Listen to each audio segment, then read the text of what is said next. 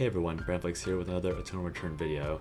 Today's topic will be relevant whether you are a new player, returning player, or a veteran player, and that topic is going to be item quality.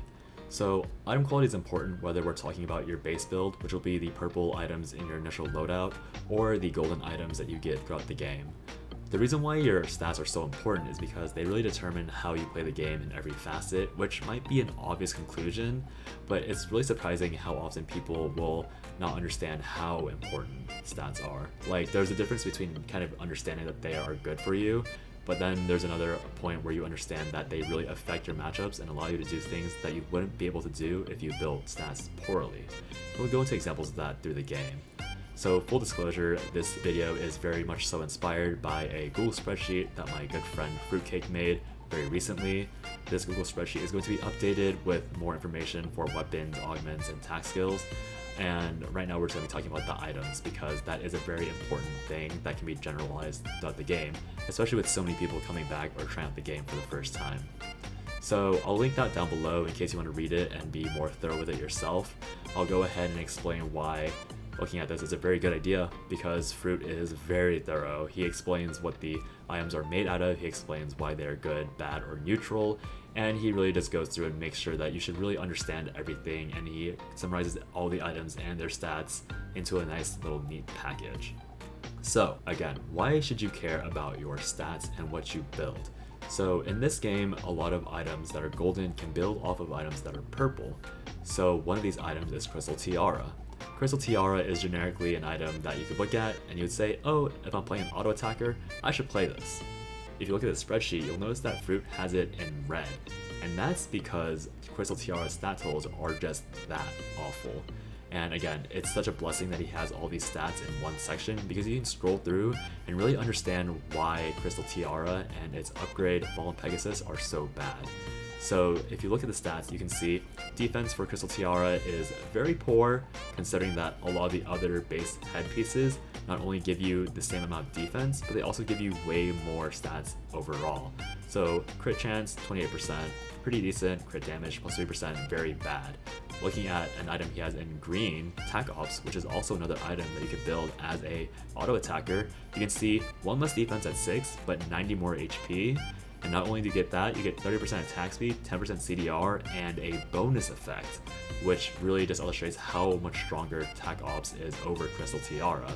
It becomes a question of why would I ever build Crystal Tiara when I could build Attack Ops and have a passive that just adds so much free damage if I'm autoing a character with a shield or autoing the same character multiple times.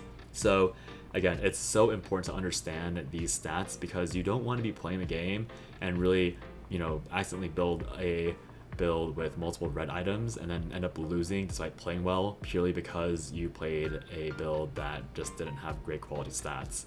And again, yellow is fine. Obviously, it's not the best you could build, but they're functional and they, provide a purpose. And it's also very important to understand that just because an item is green, you shouldn't be building only green items. So a great example of that is cooldown reduction items. Cooldown in Eternal Return is capped at a pretty low value of 30%, and you'll notice that a lot of the items in Fruit's spreadsheet have cooldown. So when we talk about cooldown, you have to understand that some of these items are extremely efficient because they provide cooldown, but what happens if you build the same stat over and over again? That means you're actually losing more stat weight that you could have gotten somewhere else, so you should probably be building some other items, whether they're other green items or even yellow items, just to round out your stat allotment. So for example, we have a green item called High Priest Robes, which is very, very good for mages. You'll see that it gives 15% cooldown reduction, which is very high, and it gives a pretty good amount of skill amp per level and defense. However, a lot of mage weapons come with a very healthy amount of CDR. So if you're building somebody like Adina, and you can build, I believe it's the Star, you'll notice that it has a lot of cooldown reduction on that, so if you combine it with High Priest Robes, you're already pretty much at the CDR cap. Now, another really good item that Fruit has listed is Imperial Crown.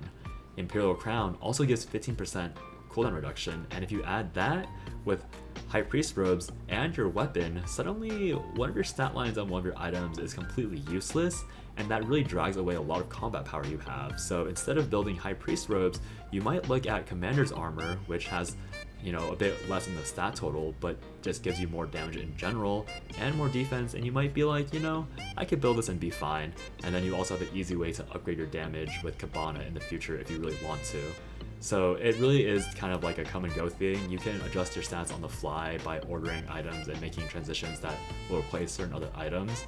It's not like a very strict way to play. You can be very fluid, but you should just understand why certain items are good and when building all green items might be wrong. So for example, another thing that we should talk about is going to be healing reduction. Why is healing reduction important? It's because not only does it not stack, it has much better effectiveness on melees than it does on ranged characters. So certain items like red shoes, while they will be green, maybe if you have 3 people with red shoes, honestly, probably still good. Might be less effective than you win another item on your ranged DPS like Mithril Boots to increase their attack speed. Or maybe you want to go Glacial Shoes for better cooldown reduction and better amp scaling. Having 3 red shoes, while it's totally fine, ends up being kind of a waste of stats because a lot of the power of red shoes is being burned into that healing reduction passive. Same thing for items like Bracelet Scotty. If you have multiple people with Bracelet Scotty, it might be a waste of the slot, so you might be able to convince your squad partners to let you build Dragon Scale, which lets you do way more damage for a bit more of an expensive item. It really just goes on and on. Like Tyndall's Monarch, very good. You know what else is very good? Queen of Hearts. Should you build 2 items that stack and increase your max clone reduction? No, because they don't work that way. You just really need to understand why items interact and then, work around it and maybe build items that don't seem as good purely because they work better in total. So if you ever play the game and you feel like you're very weak, I would kind of consult this list to see if you are building good quality items and then try and work your game plan around that. And it'll make a lot of things much easier, especially since build loadouts are pretty new, and because of that, sometimes the people that make the builds don't have the best transitions on there, and even if they do have good transitions, or rather if they have transitions on there to begin with, they aren't actually going to be that great. A great example of that is going to be Butler Suit and Burgundy 47.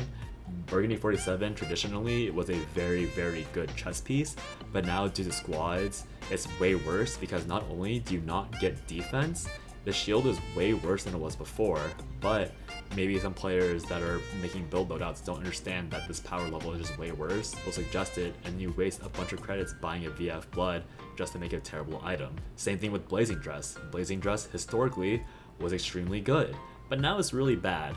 And a lot of tanks and a lot of tank players have kind of ended up building Blazing Dress without realizing just how nerfed its defenses and its effect was. 3% skill damage per second of your, I think it's your HP, is really, really bad because it's before armor. So most characters have 100 armor. Is dealing 1.5% of your max HP every second really going to be that valuable in a meta where fights happen and end so quickly? Probably not. You might as well build Mithril Armor to have not only better HP values, but better defense values and much more cooldown reduction, which will end up paying dividends purely because of how skills work in this game. So yeah, bit of, again, a kind of low effort rambling video, but I just want you guys to understand how good this resource is. We have tried so hard to make this man make good content because this guy is so smart, and it took until the 1.0 release to get there, and we're all blessed more for it. So again, go support Fruitcake. He is a great streamer and great friend, and I hope you guys really give him some love. I'll see you guys next time and have a good night.